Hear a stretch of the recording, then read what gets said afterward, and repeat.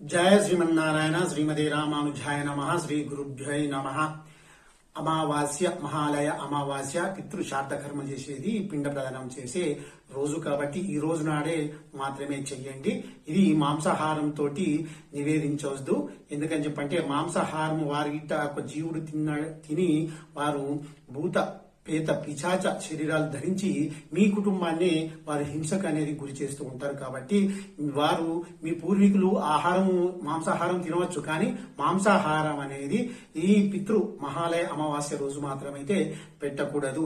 ఏం చేయాలి దానికి బదులు అని చెప్పంటే మీరు మినప్పప్పు పొట్టు దిగిన మినప్పప్పు తోటి 4 గారెలు చేసి పెట్టండి. పెట్టి దానికి ప్రసాదంగా వారికి ఆ అన్నము సాత్విక ఆహారం కూరగాయలతోటి చేసిన ఆహారం పెట్టి దక్షిణం వైపు తిరగండి. అంటే మీ గుమ్మంలో పెట్టి గుమ్మం ముందు మీ గేటు దగ్గర పెట్టి దక్షిణం వైపు తిరిగి అక్కడ పెట్టి నీటిని ఇట్లా ఇలా పోసుకొని అరచేతిలో పోసుకొని ఇలా పెట్టి నీటిని వదలండి. ఆ నీటిని వారు తాగుతారు.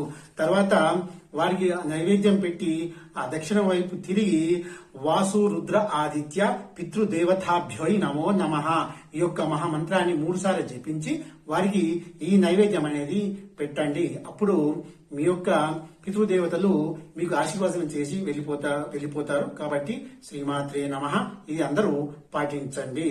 జై శ్రీమన్నారాయణ.